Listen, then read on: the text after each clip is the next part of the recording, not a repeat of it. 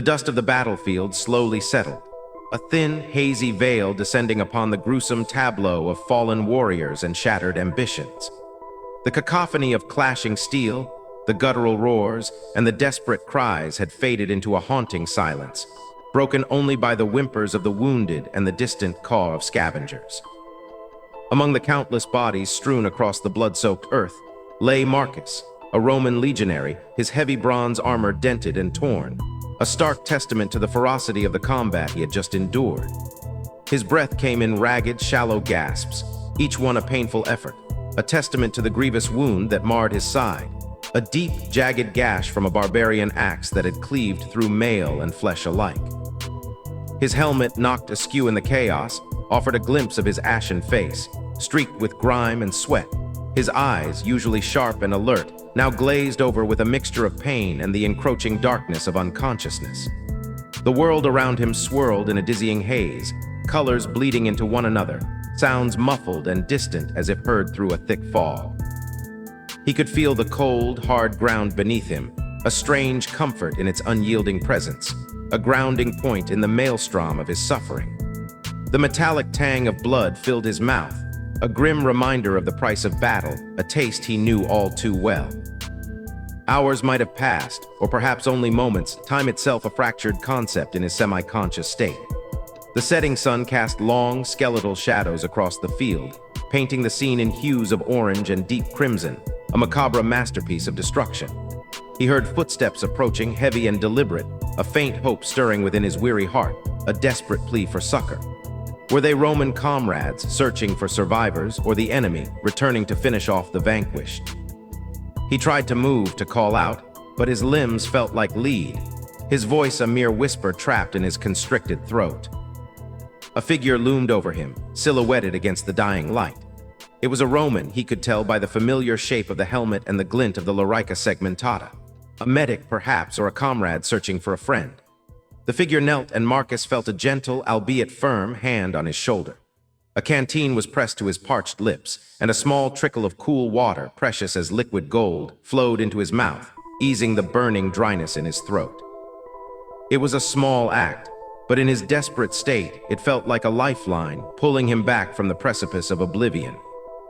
He was gently rolled onto a makeshift stretcher, the movement sending agonizing stabs of pain through his injured side, a grunt escaping his lips despite his efforts to remain stoic.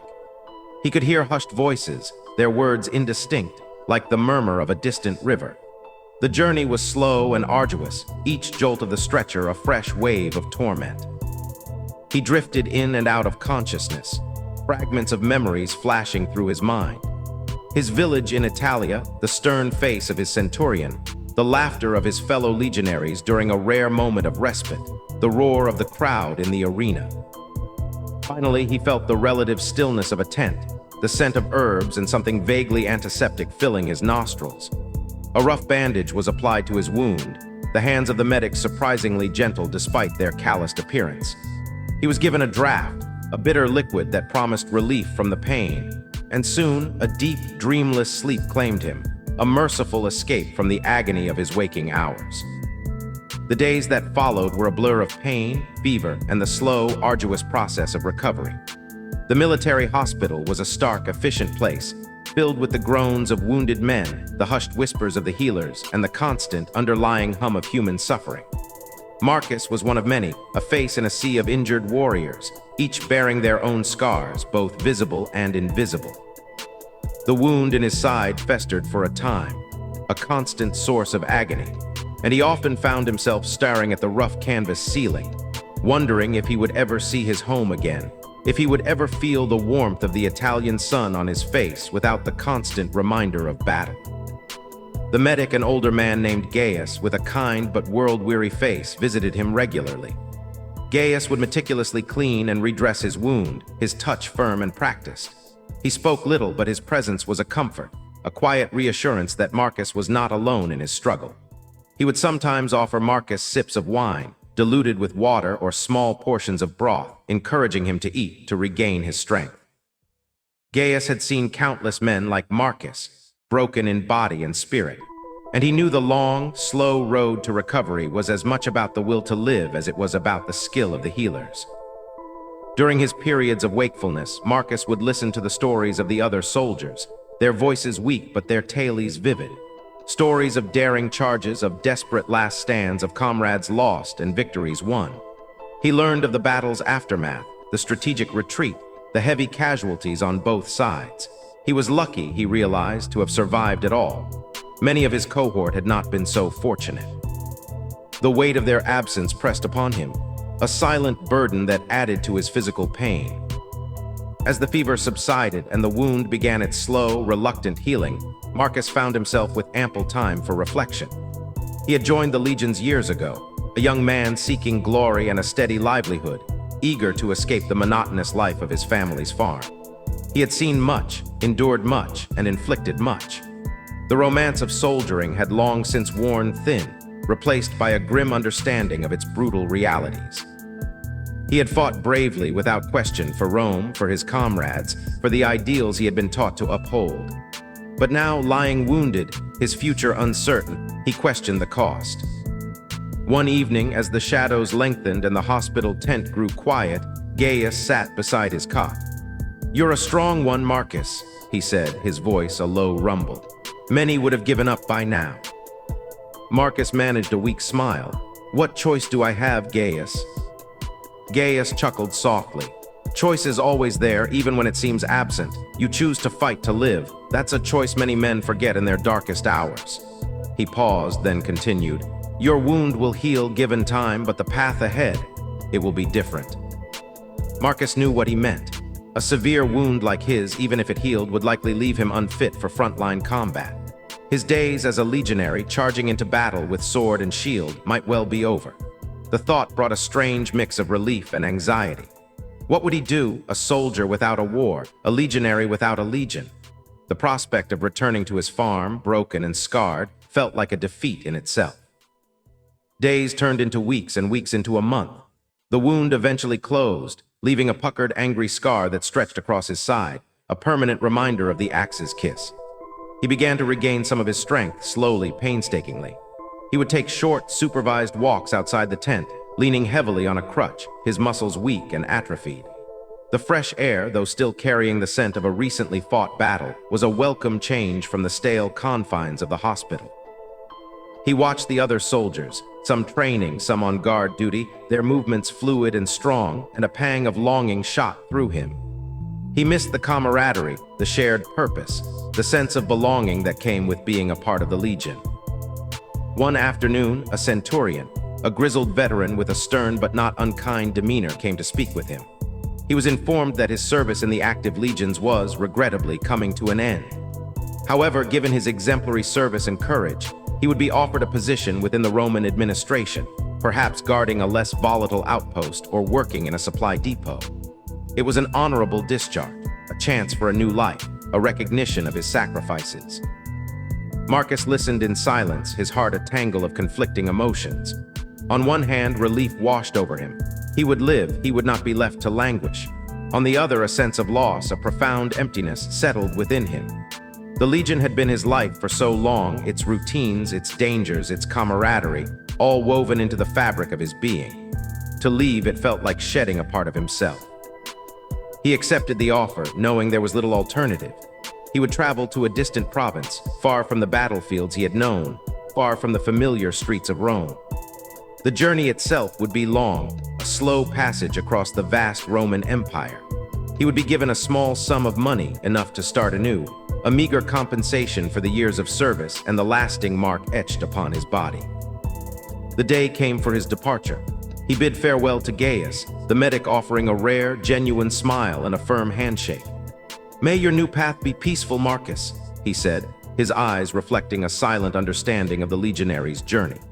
Marcus also sought out a few of his remaining comrades, offering simple, heartfelt goodbyes. There was no grand ceremony, no fanfare, just the quiet parting of men who had faced death together.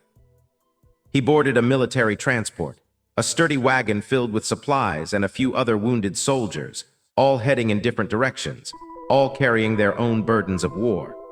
The world outside the wagon was a blur of passing landscapes, sun-drenched plains, rolling hills, and distant, snow-capped mountains. He watched it all with a detached gaze, his mind still grappling with the enormity of the change in his life. The destination was a small, dusty Roman settlement on the frontier, a place called Castra Nova, far from the heart of the empire. His new role was a simple one, assisting the local prefect in administrative duties, guarding supplies, and occasionally escorting important dispatches. It was a far cry from the glory of battle, from the thrill of conquest, but it was honest work, and it offered a degree of security he hadn't known in years. His first few months at Castra Nova were difficult. The pace of life was slower, the days long and monotonous. He missed the structured discipline of military life, the constant training, the shared purpose. His scar ached, a phantom pain that flared up in cold weather or when he overexerted himself. He felt like an outsider, a relic of a past life, among the mostly civilian population of the settlement. The other soldiers at Castra Nova were older, less eager for glory, content with their quiet postings. They treated him with respect, acknowledging his past as a frontline legionary, but he felt a chasm between their experiences and his own. He spent his evenings alone, sometimes at the local taberna, nursing a cup of cheap wine, listening to the chatter around him, but rarely participating. He found solace in long walks along the perimeter of the settlement, watching the sunset paint the distant hills in fiery hues, a stark contrast to the battlefields of his memory. He tried to read, to educate himself, to fill the void that had opened within him, but his mind often wandered back to the past, to the roar of battle, to the faces of his fallen comrades. One day, while meticulously inventorying supplies in the prefect's office, he overheard a conversation between two traders about a local dispute, a conflict over water rights between two neighboring villages.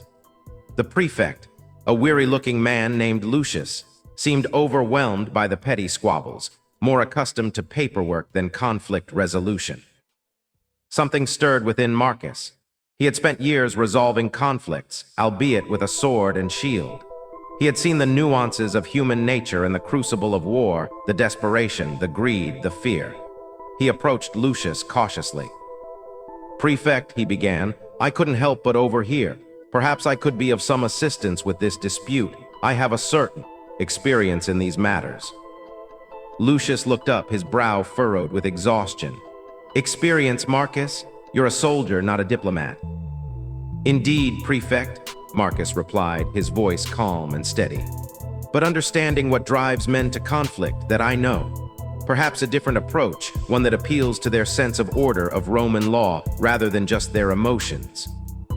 Lucius considered this, a flicker of curiosity in his tired eyes. He was desperate for a solution, and Marcus, though wounded, possessed an undeniable air of authority and experience. "Very well, Marcus. You may accompany me tomorrow, but do not expect any miracles." The next day, Marcus and Lucius rode out to the disputed territory. The two villages, usually peaceful, were on the brink of open hostilities. Marcus, observing the situation with a keen eye, noticed the underlying tensions, the fear of scarcity, the deep-seated resentments. When Lucius began to speak, citing Roman law and imperial decrees, Marcus subtly interjected, his voice calm but firm. "Listen to me," he addressed the villagers, his gaze sweeping across their anxious faces. "I have seen what happens when men allow their passions to rule them. I have seen fields soaked with blood over disputes far smaller than this. Rome demands order, but Rome also understands the needs of its people. We are here to find a just solution, one that ensures both villages can thrive, not to pit brother against brother." He spoke of the shared prosperity that Roman peace brought, of the protection from barbarian raids that the legion offered. He appealed to their common sense, to their shared humanity, to the long-term benefits of cooperation. He listened patiently to both sides, asking probing questions, seeking the underlying causes of their animosity. He suggested a compromise, a rotating schedule for water access, backed by a clear system of penalties for violations, enforced by the prefect's authority. To Lucius's surprise and Marcus's own quiet satisfaction, the villagers, after much deliberation and a few heated exchanges, eventually agreed to the compromise. It wasn't perfect, but it was a beginning, a pathway to peace. Back at Castra Nova, Lucius looked at Marcus with newfound respect. "You have a knack for this, Marcus," he admitted. "More than just a soldier's resolve, you understand people." This small success, this unexpected turn of events, planted a seed within Marcus. He realized that his years of military service, far from being a liability, had given him a unique perspective, a deep understanding of human nature under duress. He had learned the importance of discipline, of order, but also of empathy, of listening, of finding common ground. His scar, once a source of shame and pain, now felt like a badge of experience, a testament to a life lived, lessons learned. Over the following months, Marcus began to take on more responsibilities in conflict resolution. He became a trusted advisor to Prefect Lucius, his calm demeanor and practical approach proving invaluable in maintaining peace in the often contentious frontier region. He helped mediate land disputes, settled disagreements between merchants, and even advised on minor criminal matters, always seeking a fair and just outcome, guided by Roman law, but tempered with an understanding of local customs and needs. He found a new purpose, a different kind of service to Rome, one that didn't involve bloodshed and conquest, but rather the quieter, yet equally vital, work of maintaining order and fostering stability. He learned Latin texts on jurisprudence, studied the intricacies of local customs, and slowly, painstakingly rebuilt his life not as a warrior, but as a peacemaker, a mediator. The pain in his side remained, a dull ache that reminded him daily of his past, but it no longer defined him. He learned to live with it, to accept it as a part of who he was. He found joy in the small victories, in seeing two warring parties shake hands, in witnessing a dispute resolved peacefully. He even started to teach some of the younger, inexperienced guards about conflict de-escalation, drawing on his own experiences of how quickly a tense situation could erupt into violence. He never returned to his farm, nor did he seek the glory of Rome's bustling capital. Castra Nova became his home, a quiet haven where he could contribute in his own way. He built a small house, cultivated a modest garden, and found a certain contentment in the rhythm of his new life. He would sometimes sit by his window in the evenings, watching the stars, remembering the nights he had spent under similar skis on distant battlefields. But now, instead of the fear of imminent combat, he felt a quiet peace, a sense of having found his place in the vast, intricate tapestry of the Roman Empire. He was no longer just Marcus, the wounded legionary, but Marcus, the respected advisor, the man who brought order and calm to a turbulent frontier. His journey from the blood-soaked battlefield to the quiet halls of administration was a testament to the resilience of the human spirit, a story of transformation, of finding purpose in the most unexpected of places. He understood that sometimes the greatest battles are not fought with swords, but with words, with understanding, and with the unwavering commitment to peace. And in that understanding, he found a profound and lasting solace, a quiet triumph in the twilight of his soldier's life. He would often reflect on how fate had led him down such a winding path, a path that began with the brutal clatter of war and ended with the serene hum of diplomacy. The irony was not lost on him. He often pondered the unpredictable nature of life itself. The memory of the barbarian axe, once a torment, became a distant echo, a reminder of the sharp turning point that had ultimately guided him toward a different kind of fulfillment. He felt a quiet pride in the way he had adapted, in the way he had repurposed his warrior's spirit for the tasks of peace. Years passed, and Marcus, though still bearing the physical scars of his past, grew into a respected figure within the frontier community. His wisdom, tempered by experience and hardship, was often sought out by both Romans and the local peoples, who had come to trust his fair judgment. He helped bridge cultural divides, translating not just languages but intentions, fostering an environment of mutual respect that was rare in those tumultuous times. He became an informal elder statesman, his insights valued, his counsel respected.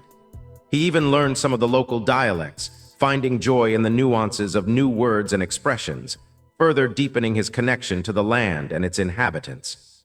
His presence was a calming influence, a steady hand in a world that often threatened to unravel. One crisp autumn morning, as the leaves turned to shades of gold and crimson, Prefect Lucius, now an old man, came to Marcus's humble home. "Marcus," he said, his voice softer, more reflective than in his younger days, "I am to be recalled to Rome. My service here is at an end." Marcus nodded, a pang of bittersweet emotion passing through him. Lucius had been a good prefect and, more importantly, a good friend and mentor in his transition. "You have served well, prefect." Lucius looked out at the distant hills, a wistful expression on his face. "And you, Marcus, have done more for this province than any legion. You brought a different kind of strength, a quieter strength, but one no less vital. Rome needs men like you now more than ever."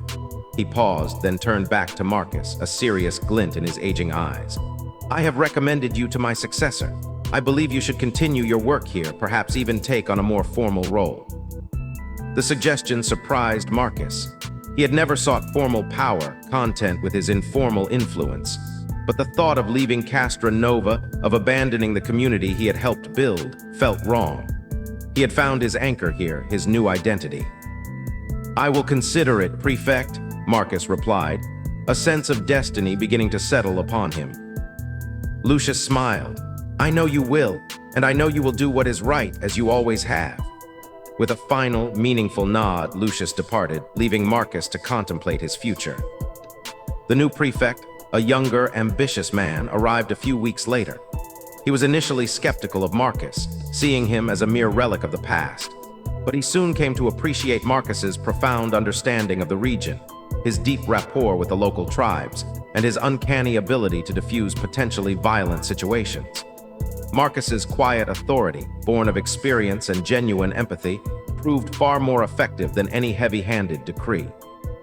He continued his work, now with the full backing of the new administration, albeit in a more official capacity, advising on disputes, mediating agreements, and helping to shape policy that benefited both Roman and native populations. He never married, never had children, his life dedicated to his adopted home and his unique form of service. His legacy was not one of military conquests, but of lasting peace, of bridge building, of fostering understanding in a world often consumed by conflict. He lived a long life, his scar a constant, silent companion, a reminder of the battle that had nearly ended him, but ultimately had redefined him. On his deathbed, surrounded by the quiet reverence of the people he had served, Marcus looked out at the familiar landscape one last time. The sun was setting, painting the sky in glorious shades of orange and purple, a fitting farewell. He thought of his youth, of the raw ambition that had led him to the legions. He thought of the pain, the fear, the blood and dust of battle. And he thought of the long, quiet years that had followed, the years of building, of healing, of finding peace within himself and for others. He closed his eyes, a faint smile on his lips. He was no longer a soldier, no longer just a survivor. He was Marcus of Castra Nova, the peacemaker, the bridge builder, a man who had transformed his wounds into wisdom, his hardships into empathy. And in that quiet, final moment, he felt a profound sense of completion, a peaceful resolution to a life that had begun with such tumultuous uncertainty. His story, whispered through generations, became a legend in the frontier region, a tale not of a mighty warrior, but of a man who, having faced the horrors of war, chose the path of peace, proving that true strength lies not just in wielding a sword, but in extending a hand. His memory served as a gentle reminder that even the most grievous wounds could, in time, become the source of unexpected strength and profound purpose, shaping a life far richer and more impactful than one could ever have imagined on the battlefield. The very land he had once fought over now embraced him, a silent testament to the transformation he had undergone, from a weapon of the empire to a guardian of its fragile peace. His life was a slow, unfolding narrative, a testament to the enduring human spirit, capable of adapting, healing, and ultimately thriving even in the aftermath of immense personal cost. He taught the world, through his actions, that the cessation of conflict was not merely the end of fighting, but the beginning of true growth and lasting reconciliation. And so his quiet legacy endured, woven into the fabric of the community he had so diligently helped to nurture. The children would hear tales of the old Roman, not of his battles, but of his wisdom, of how he had brought warring factions together, of how his calm voice could quell a brewing storm of anger. They spoke of how he had walked among them, listening, understanding, and always striving for fairness. His example became a beacon, a living embodiment of the Roman ideals of order and justice, but infused with a humanity that transcended mere decrees. He had, in essence, domesticated the raw, untamed spirit of the legionary, transforming it into an instrument of civil society.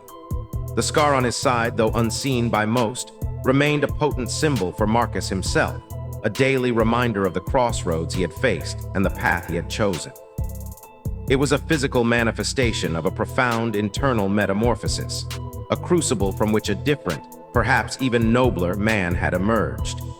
He carried the echoes of the battlefield within him, not as a burden of trauma, but as a deep well of empathy and a profound understanding of the human condition in its most vulnerable state. This understanding, born of personal suffering, allowed him to approach conflicts not with judgment, but with an earnest desire to mend, to heal, to build anew. His routine in Castra Nova became a comforting rhythm, a stark contrast to the unpredictable chaos of his former life. Mornings began with the quiet contemplation of his garden, the simple act of tending to life a meditative practice. Then, he would proceed to the prefect's office, where he would review petitions, mediate disputes, and offer his considered advice on administrative matters. Afternoons often saw him walking through the settlement, engaging with merchants, artisans, and farmers, listening to their concerns, offering guidance, and fostering a sense of community. Evenings were often spent reading, expanding his knowledge, or in quiet conversation with Lucius, before the old prefect's departure, or with the new, younger prefect, whose initial skepticism had long since given way to genuine respect and admiration. He had truly made a home, not just a place to live, but a place where his presence made a tangible difference, where his life held meaning far beyond the battlefield. He had become an integral thread in the tapestry of Castra Nova, a silent guardian of its peace and prosperity, a man who had, against all odds, forged a new identity from the ashes of his soldier's past. The passage of time did not diminish the memory of his former life entirely, but it transmuted it. The sharp edges of pain and regret softened, replaced by a quiet appreciation for the lessons learned. He often thought of his comrades, those who had fallen, and those who had continued their military careers. He wondered what their lives were like, if they had found similar peace, or if they were still caught in the endless cycle of conflict. He never sought to contact them, feeling that his path had diverged too greatly, that their worlds were now too different. He was no longer the Marcus they had known, the eager young legionary, nor the hardened warrior. He was something else entirely, a synthesis of all his experiences, a man who had seen the worst of humanity and yet still believed in its capacity for good. This belief, hard-won and deeply held, was the cornerstone of his new purpose, the driving force behind his tireless efforts to build and maintain peace.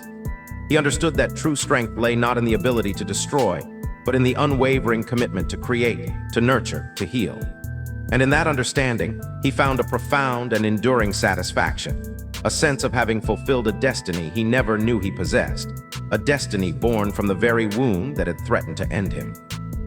The long, winding road from the battlefield had led him to a quiet wisdom, a deep understanding of the intricate dance between conflict and coexistence, and the immense power of human connection.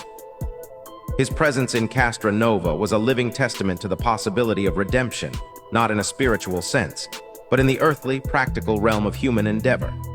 He showed that even after the most brutal of experiences, one could choose a path of constructive engagement, turning a personal crucible into a source of communal benefit.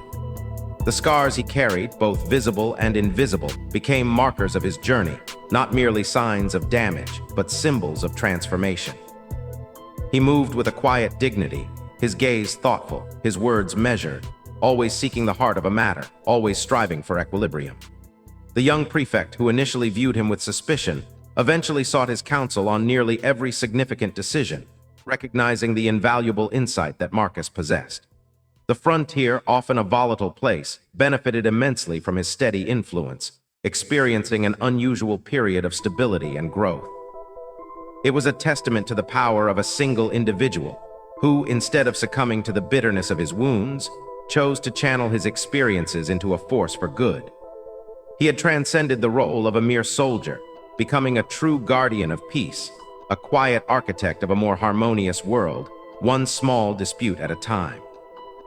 His legacy was not written in stone, but in the thriving communities, in the quiet cooperation between different peoples, in the subtle shift from animosity to understanding that he had so patiently fostered.